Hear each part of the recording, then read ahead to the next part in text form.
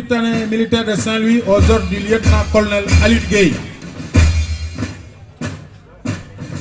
Le PMS a pour mission de dispenser aux élèves recrutés par voie de concours un enseignement moyen secondaire général, une instruction militaire, une formation physique et morale, les prédisposant à la carrière militaire. Il est placé sous l'autorité du chef d'état-major général des armées.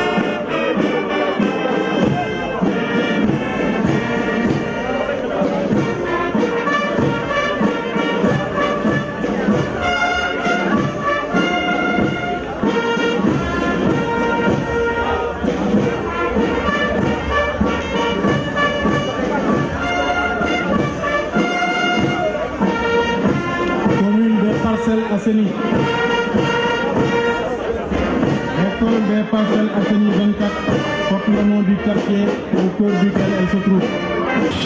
Un défilé civil et militaire. J'ai été particulièrement frappé par l'allure et l'enthousiasme de la jeunesse à travers les communes, les écoles, mais également on a pu percevoir la fibre patriotique et toutes les valeurs civiques qu'enseigne notre système éducatif. Et c'est rassurant dans mon entreprise de construction d'un Sénégal prospère et en paix. Le défilé militaire à pied et motorisé a été d'une parfaite réussite.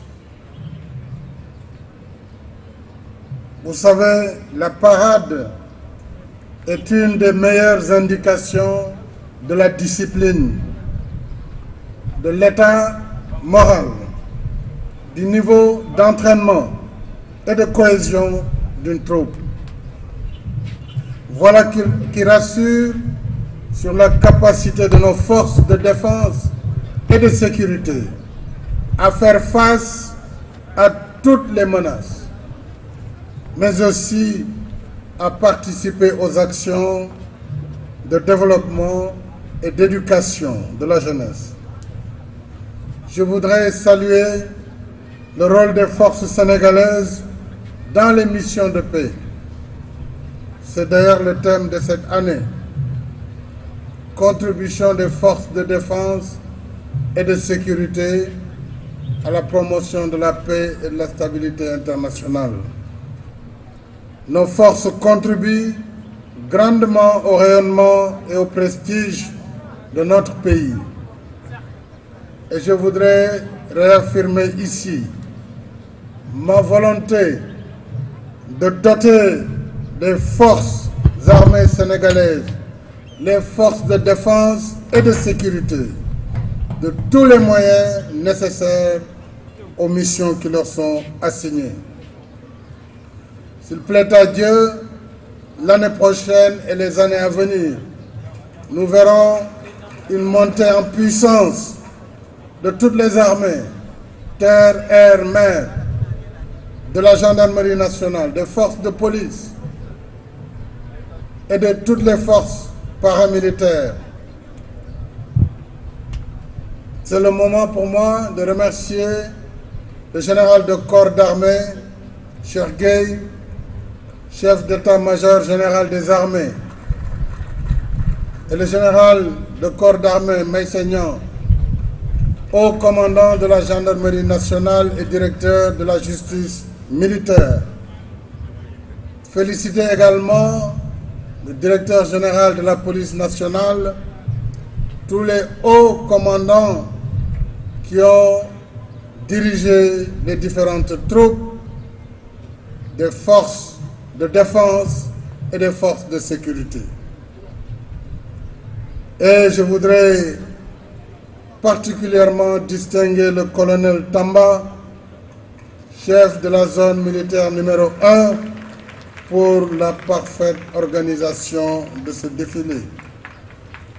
Nous avons pu cette année bénéficier de ce spectacle de l'armée de l'air avec des aéronefs L-39NG dont l'armée de l'air se dotera très bientôt pour renforcer ses capacités d'intervention. Nous poursuivons les mêmes efforts avec la Marine nationale, avec l'armée de terre.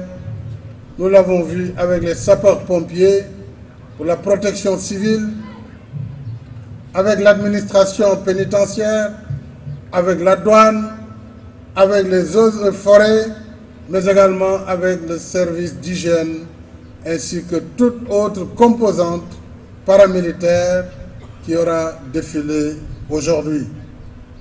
Enfin, je tiens à féliciter nos sauveteurs venus de la commune et de l'arrondissement de Toubacouta suite à l'accident de l'aéronef Mi-17 de l'armée de l'air au large de Missira. Je les recevrai, comme je l'ai indiqué hier, dans mon message à la nation pour leur donner une distinction nationale pour l'action héroïque dont ils ont fait montre et qui a permis de sauver des vies humaines. Aujourd'hui, je suis fier d'être sénégalais. J'ai vu les jeunes fêter, j'ai vu les anciens fêter, j'ai vu les militaires fêter et j'ai vu tout le peuple participer. Donc je me sens véritablement sénégalais et fier de l'être aujourd'hui. Mais c'est le thème qu'il fallait choisir.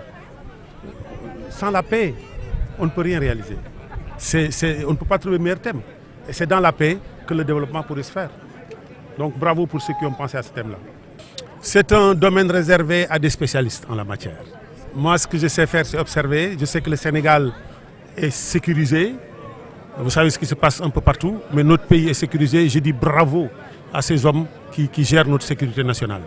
C'est leur affaire propre. Nous sommes des observateurs, mais on se sent en sécurité quand on les voit travailler. Oui, vous savez, les communes avec l'acte 3 de la décentralisation ont une autonomie pour travailler en relation avec des partenaires privés.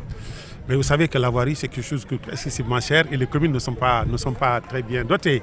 Donc c'est l'État qui nous continue à nous appuyer en attendant qu'on ait cette autonomie financière. Mais en ce qui me concerne dans ma commune, mon général, merci. En ce qui se passe dans ma commune, ça se passe merveilleusement bien parce que je viens de terminer au moins 1,5 km de voirie. Vous avez vu le défilé militaire, tant sur le plan terrestre, aérien que maritime. Et on constate que le président de la République a fait un investissement colossal pour assurer la sécurité du pays, aussi bien à l'interne qu'à l'extérieur du Sénégal. C'est rassurant parce que nous vivons dans un monde de turbulence. Et si on constate que le président de la République, qui est en charge de la sécurité du pays, la sécurité des personnes et des biens, a fait de sa priorité la sécurité, et je crois que le peuple sénégalais doit être rassuré et le féliciter. Quand on a à la tête d'un pays un président qui songe d'abord d'une manière principale à la sécurité des populations qui l'ont élu, qui lui ont fait confiance, je crois que les Sénégalais peuvent dormir tranquillement sur le plan de la sécurité. Mais l'impression que j'ai, je félicite vraiment tous les présidents de la République qui ont eu à exercer le pouvoir au Sénégal. Parce que l'État, c'est une continuité. Et l'on constate que le président de la République, M. Macky Sall, est dans cette logique. Que le Sénégal avance vers l'émergence, sur le plan sécuritaire, sur le plan social, sur le plan économique. Je ne peux pas revenir ici sur tout ce qu'il a fait sur le plan social et sur le plan économique, mais je dois simplement constater que depuis qu'il a pris le pouvoir, on a un taux de croissance constant pendant 3 années consécutives de plus de 6%. Et aucun pays ne peut se développer ni émerger s'il ne maintient pas un taux de croissance sur des années consécutives de plus de 6%. Donc, c'est dire que, sans entrer dans les détails, on peut dire que le Sénégal est sur la voie de l'émergence et du développement, et c'est rassurant.